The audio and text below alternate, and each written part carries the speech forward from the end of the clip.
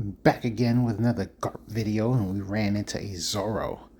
Once a menace of the op07 format. Now, what do you call it? A low tier deck, right? Like a rogue deck. That's what they call it. Anyway, he opens up with a buggy search and an omni search. Classic Zoro shenanigans. Now, the app is apping with some Kuzans. How do you guys like the... Yeah, you gotta get rid of the buggy. How do you guys like the timer? Like, how convenient is it for everybody? Because it's like there was an issue with people taking a very long time. That is true. But it feels like not only, like, you might not have those moments to think, and I guess that's the downside. But respectfully, I do think they give you plenty of time. I ain't gonna lie to you. Respectfully, I do think they give you plenty of time. Now look at, we got Isho, and you already know Zoro players love having hand. Because the average match is like 30 minutes. So giving each player 17 plus is a little over 30 minutes collectively. So it's just, I'm sure those moments where you got to really think, it's going to just make things a bit complicated. Now, I mean, yeah, attack Nami, swing, and KO the Brook. Yeah, best outcome. Play I almost said Lucci. Play Kuzan, draw a card. But yeah, I think the overall good and benefit outside of matches not having to take so long, you know, people not taking so long, is the fact that it could prepare you for tournament play. I truly in my heart feel like it can really prepare you for tournament play. That is a lot to counter out of. Yeah, I just would take developing a blocker as a priority. That's how I would look at it. We only got 7 Dawn to work with, so the best thing to do is, what, 4, 5, 6, 7? Yeah, just give Garp 3, attack with him only, so that way they can't choose a character to counterattack. Oh, he went for it. Okay. Well, let me see. He still got plenty of cards in his hand. And because Zoro, I'm sure he has a bunch of search cards at that. So if he starts trying to develop board, he's most likely going to add... Oh, wow. Okay, he played a rush. That's complicated. Because no matter what, you're going to have to deal with an 8K swing. That's complicated. Oh, my God.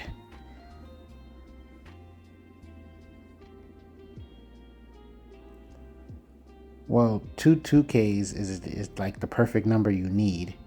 The only problem is we end up not having any more counter power.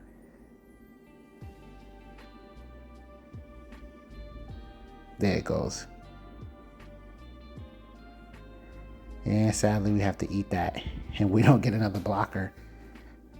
I mean, we could risk. We don't need Isho unless we want him to lose the cards in his hand. We don't need Isho. Okay, so we're going for Isho.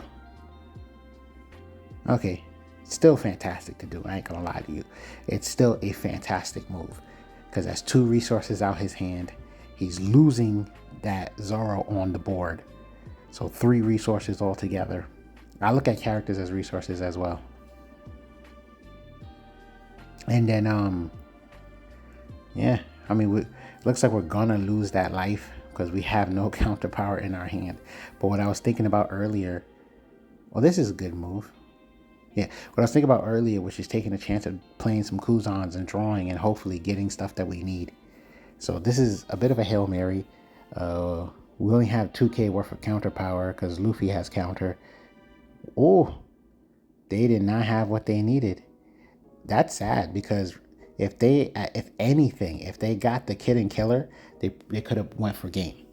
That's it. And that's crazy that it was the last card in their life. So there was nothing they can honestly do because next turn was our game. Dag, that is crazy to think of. Anyway, so Luffy just loses half his hand already. and then they counterattack. I think it's okay to take. It's early. There you go. That Zoro game was bonkers. I ain't gonna lie to you. It literally was just determined by one card. And I'm sure both players really lack counter power for a hot moment. So, all because of that. That's nuts.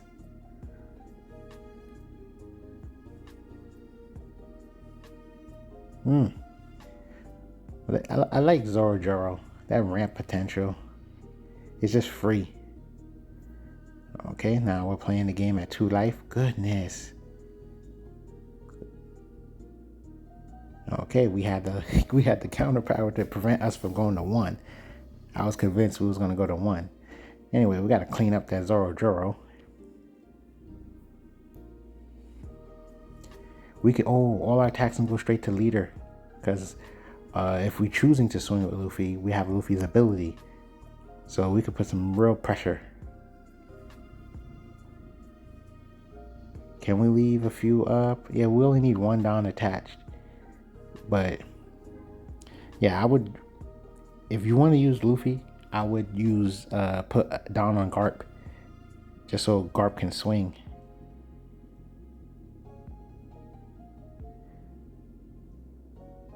Okay, he takes.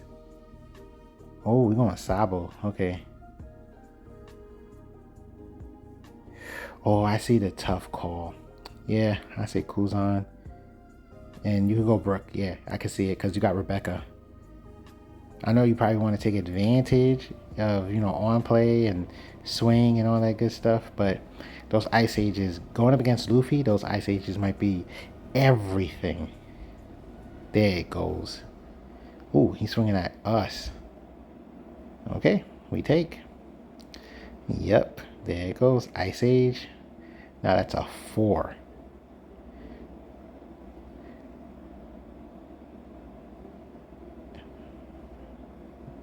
Are we attaching? That's a 2. Well, how much down we got? Because I think, oh my god. Well, we're probably not going to play those now. Question mark. I think defense is more important at the moment. And we pretty much got all the cost reduction we need thanks to Ice Age. But well, we got Sabo. I was like, man, I really wanted to see a Rebecca play, but now that I think about it, we got Sabo. We got 2 Sabos, as a matter of fact. Whoa, they accidentally ended their turn. But respectfully, we could just take the next Whitebeard off the board. But I think that was a bit of an accident. The game could have went a little longer. All right, so we're going up against Yamato. Yamato is an interesting leader. I want to work on that leader because I'm like, where she's at and how she's played currently, it's like she should be more of a threat, and I do understand why she's in the position she's in, and I think it's more so because of how we're playing her rather than whether she deserves to be there. I could be wrong, but her current placement in the meta, I just feel like, okay, it's time to work on a Yamato build. That's how I'm feeling. It's funny because it's like, which Yamato? Well, green, yellow. But yes, I have worked on a mono yellow Yamato build. Just a bit more complicated. I can't lie to y'all. But hopefully I can get something cooking and show y'all that in the future. But yeah, a mono yellow Yamato build. Mono yellow Yamato build. That became a tongue twister by accident.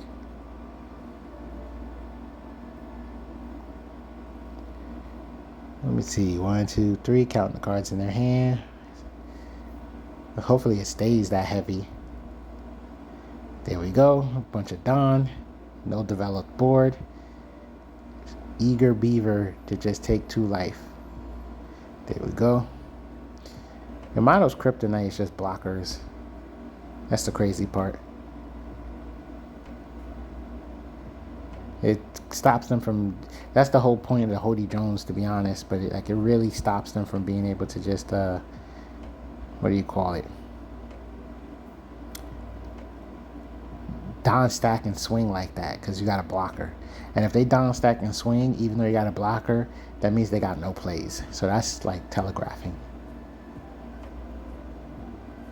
Okay, they counter out of that one. We develop a blocker. Your move.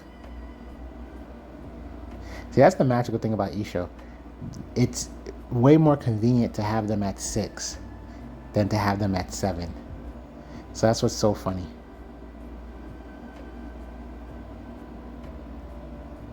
Oh, they whiffed on that one. And if they have a character in hand, then they're going to be at 4, making our Isho play not valid. And then at the moment, we technically can't afford to just down stack swing to force a card in their hand. So if we play Isho, we're probably just going to have to accept not getting his leader ability. We do have the counter power. If we're willing to sacrifice certain cards, we do have the counter power.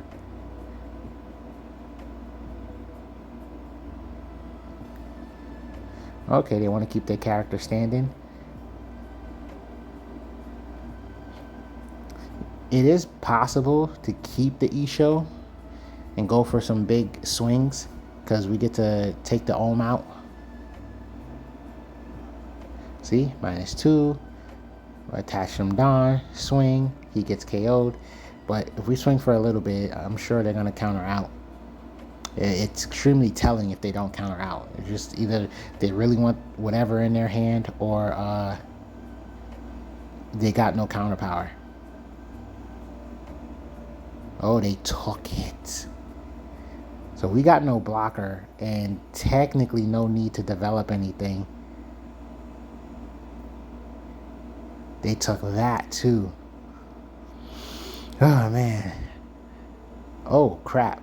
Well, we lost our blocker. That's dangerous. That is highly dangerous. We don't have much counter power. Yeah, that's a Hody Jones play. But what we could do, at least defend against the Yamato. I believe we have enough counter power to defend against the Yamato if they try to play Hody Jones. Or maybe we might get more counter power with the life we take. Oh, that's a pump. Okay then.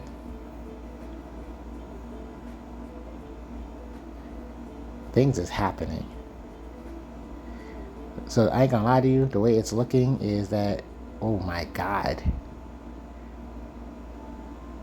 So we're gonna lose the 2 life, but we might be able to get the game on the crackback. Because they're clearly not gonna go for Brook. Dag. Overextended that last turn, I guess, but nobody can blame anyone for that type of play. But the way it's looking, see, no blockers in hand, very poor counter power. So we actually have to just go for the game and hope for the best.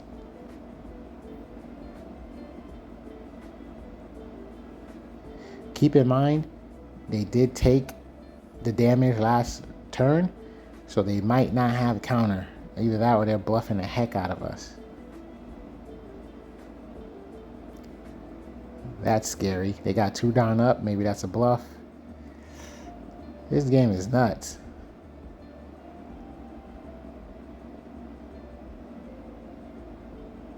The crazy thing is if they... Ooh, GG. Oh my god. Look at that hand. Bricks on bricks on bricks. We're building houses. Okay then. But it's funny because even though our hand, you can say, was full of bricks because we was in a position of needing counter power.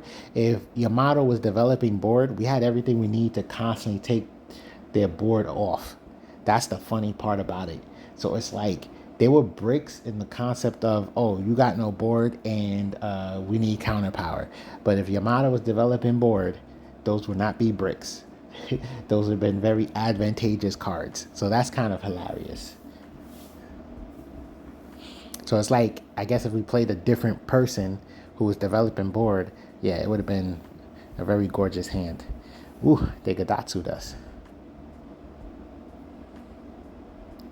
We do have a Brook. So take 2 off of that. We have 5 active. So there we go. I would leave Kuzan standing. Yeah, there we go. Let's play smart. We got so many Kuzans. I would, me personally, I would grant. We trashed. Okay.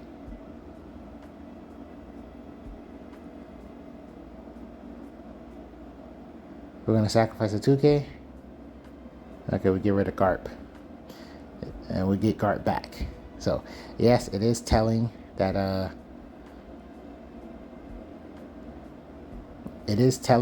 you know, we had to drop a 2K. Hopefully we can take this Big Mom off the board. Oh, yes, we can. Duh, we have a Kuzan in play. And we got 2 Kuzans in our hand. Listen, take Big Mom off the board. Let him attack Kuzan next turn. It's fine.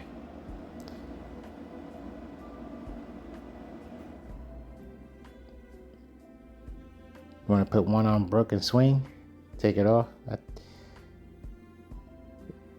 What are we doing?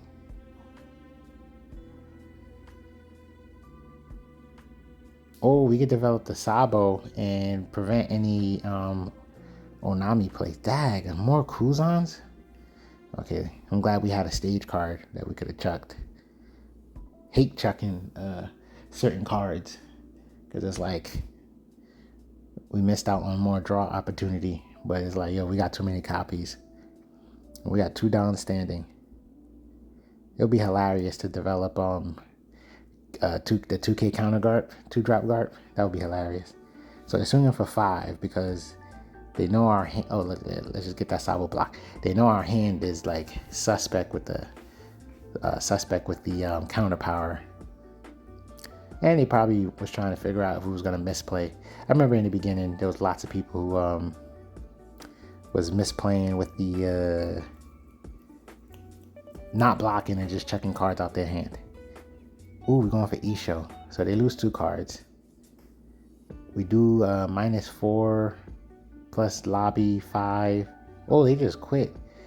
Okay, I understand. Looking at the hand, looking at the board condition, they were just going to keep losing anything that they played, no matter what. And they couldn't get any advantage back. G. This is a fast gauntlet. Give us a sub for this speed run.